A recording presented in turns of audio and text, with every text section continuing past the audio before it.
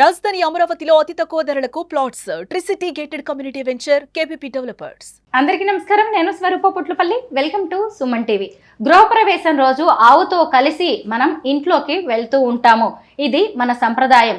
కానీ మారుతున్న పరిస్థితులకు అనుగుణంగా మన ఆచారాలు కట్టుబాట్లను కూడా కొంతమంది మార్చేస్తున్నారు.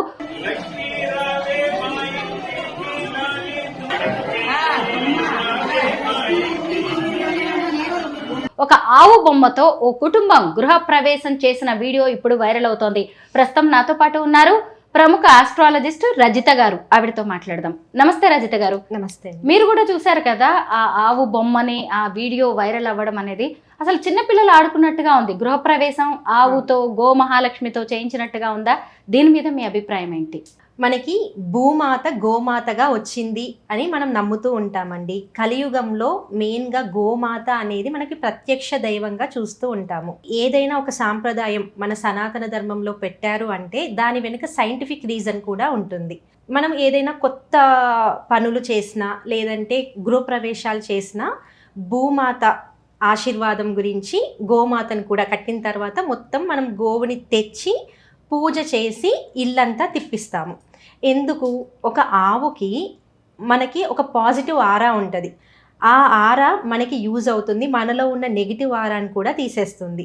అలాగే గోవు అనేది మనకి సమస్త దేవతలు, మనకున్న సకల దేవతలు గోవులోనే ఉన్నారు అని మనకి గోమహత్యం కూడా చెప్తుంది. అంటే సకల దేవతల్ని మనము ఆహ్వానిస్తున్నాం. గోవు రూపంలో సకల దేవతలు మన ఇంటికి వచ్చి మనల్ని ఆశీర్వదిస్తున్నారు అని నమ్ముతున్నాము. అలాగే మనకి గోవు అనేది ముఖ్యంగా ఏంటండి, ఆక్సిజన్ ఎక్కువగా రిలీజ్ చేసే ఒక ప్రాణి. అక్కడ ఎక్కడైనా సరే నెగిటివ్ ఆరా ఉన్నా, నెగిటివ్గా అనిపించినా కూడా అక్కడికి గోమాత రాదు. దాన్ని బట్టి మనం ఏమైనా కరెక్షన్స్ చేసుకోవచ్చు. ఏదైనా మనకు ఒక పద్ధతి, ఒక ఆచారం ఉంది అంటే అది ఖచ్చితంగా సైంటిఫిక్గా కూడా ముడిపడి ఉంటుంది.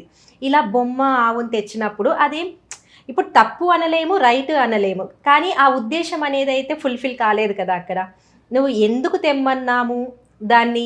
సకల దేవతల యొక్క ఆశీర్వాదం గురించి, మన ఆరా ఇంకొంచెం పెంచుకోవడానికి, అలాగే భూమాత యొక్క ఆశీర్వాదాలు మనం పొందడానికి. అవేవి అక్కడ జరగవు కదా. ఆ పద్ధతిలో మీరు గోవుని ఏదో బొమ్మగా తెచ్చి చేసినంత మాత్రాన చూడ్డానికి బాగుందేమో, కానీ ఇతరుల ముందు మనమే చులకనైపోతాము. ఇలాంటి పద్ధతులు చేసినప్పుడు వేరే వాళ్ళకి అది ఎలా అర్థమైపోతుంది? మనం ఏదో మన పద్ధతులతో మనమే అవహేళన చేసినట్టుగా అనిపిస్తూ ఉంటుంది. కాలం మారింది అంటే ఒక 7 floors 18 floors అలా ఉన్నప్పుడు మీకు అవసరం లేదు, తెచ్చుకోకండి. తెచ్చి ఆ జీవిని మనం ఇబ్బంది పెట్టాల్సిన అవసరం లేదు. కానీ ఇలాంటి పనులు చేసి మన ఆచారాల్ని తక్కువ చేసుకోవాల్సిన అవసరం లేదు. హ్యాపీగా మీరు మీ దేవుళ్ళని పూజించుకొని, నమస్కారం చేసుకొని, హోమాలు చేసుకొని వదిలేయవచ్చు. నిజంగా ఆ వీడియో చూస్తుంటే నవ్వొస్తుంది. చిన్నపిల్లల ఆటలాగా ఉంది. ఎందుకంటే ఒక చిన్న ఆవు బొమ్మకి అలంకారం చేశారు, పూలమాలలు వేశారు, ఓ పూజారి గారు మంత్రాలు చదువుతున్నారు, కీ ఇచ్చారు, అది వెళ్తూ ఉంది. అందరూ సంబరపడుతున్నారు, క్లాప్స్ కొడుతున్నారు. అందరూ చదువుకున్న వాళ్ళలాగే ఉంది. మీరు అన్నది కూడా కరెక్టే. మన ఆచారాల వ్యవహారాలని అవహేళన చెయ్యడమే. ఇప్పుడు మన అమ్మగారు ఉన్నారండి, ఏమమ్మా నువ్వు ఎందుకు అక్కడి నుంచి రావడం, ఇంట్లోనే నువ్వు ఉండు, నీ ఫోటో పెట్టి మేము చేసుకుంటాము అంటే ఎలా ఉంటుంది? అది యాక్సెప్ట్ చేస్తారా? ఇది కూడా అంతే. ఓకే, దానికి ఒక పద్ధతి అంటే ఒక ఆచారం చెయ్యలేకపోతున్నారు, వదిలేయండి, అవసరం లేదు. కానీ ఇలా అవహేళన చేసినట్టుగా అదేదో బొమ్మ తెచ్చి ఆడుకున్నట్టుంది. కానీ అంటే నవ్వొస్తుంది. అంతమంది చదువుకున్న వాళ్ళు ఆడే ఆటలాగా అదేదో మనల్ని మనం కించపరుచుకున్నట్టుగానే ఉంది. కానీ అబ్బా చాలా బాగా చేశారు, పద్ధతిని పాటించారు అనేలాగా అయితే ఎవ్వరూ ఒప్పుకోరు కదా, హర్షించరు కదా. కరెక్టే. ఇప్పుడు అపార్ట్మెంట్స్ అయిపోయినాయి, ఎక్కడ చూసినా కానీ ఫ్లాట్స్. ఇప్పుడు మీరు కూడా చెప్పారు, అసలు ఒకళ్ళు 50-100 అంతస్తులు కూడా కట్టేస్తున్నారు. అక్కడ దాకా ఆవులు వెళ్ళలేవు, లిఫ్ట్లలో ఎక్కించలేం. మరి ఎలా చేయాలి? ఎందుకంటే ఆవును తీసుకువెళ్ళడం అనేది మనకి అలవాటైంది, మన సంప్రదాయం, మన ఆనవాయితీ. అదే అండి, అలా అవకాశం లేనప్పుడు మనం ఆ ప్రాణిని కూడా ఇబ్బంది పెట్టకూడదు. తీసుకెళ్ళకపోయినా పర్లేదు, అంటే ఒక పని చేయకపోయినా పర్లేదు, చేసి అవహేళన చేయకూడదు అనేది మన ఉద్దేశం. ఇప్పుడు చిన్న చిన్న ఆవులు వస్తున్నాయి, పుంగనూరు ఆవులు వస్తున్నాయి. అలా చిన్న జాతి ఆవులను తీసుకెళ్ళండి, ఇంకా చాలా బాగుంటుంది. లేదు మేము తీసుకెళ్ళలేమంటే వదిలేయండి, అవసరమే లేదు. నిజమే, అంతే. మీరు అన్నది కరెక్టే. పుంగనూరు ఆవులు చిన్న చిన్నగా ఉంటాయి, చిన్నగా 2-3 అడుగులు ఎత్తుంటాయి. ఆ, వాటిని అవి తీసుకొచ్చి హ్యాపీగా అద్దెకైనా తీసుకోవచ్చు. దొరుకుతూ ఉంటాయి. ఉమ్. అంతేగాని ఈ బొమ్మలు పెట్టేసి ఈ బొమ్మల ఆటలాగే ఉంది కదా, అది చిన్నపిల్లల ఆటలాగా. చూస్తే చాలా వరకు అసలు హర్షించేలా లేదు, హాస్యాస్పదంగా ఉంది. అవును, చాలా మంది పండితులు పూజారులు కూడా కోప్పడుతున్నారు, ఆగ్రహం వ్యక్తం చేస్తున్నారు, ఇది కరెక్ట్ కాదు, అవును. చెయ్యకపోతే చెయ్యకండి అని. అసలు ఆవుతో మనం గృహప్రవేశం ఎందుకు చేస్తాం? సకల దేవతలు ఉన్నారు. గో మహత్యంలో మనకి మనం పూజించే ప్రతి దేవత, మన సనాతన ధర్మంలో ఉన్న ప్రతి దేవత మనకి ఆవులో ఉన్నారు. శంఖంలో ఒకరు, చెవుల్లో ఒకరు, కళ్ళల్లో ఒకరు, అలా ప్రతి ఒక్క భాగము ఒక దేవుణ్ణి రిప్రజెంట్ చేస్తుంది. అలాంటప్పుడు మనం అందరి దేవతల్ని ఫొటోస్ పెట్టలేం కదా.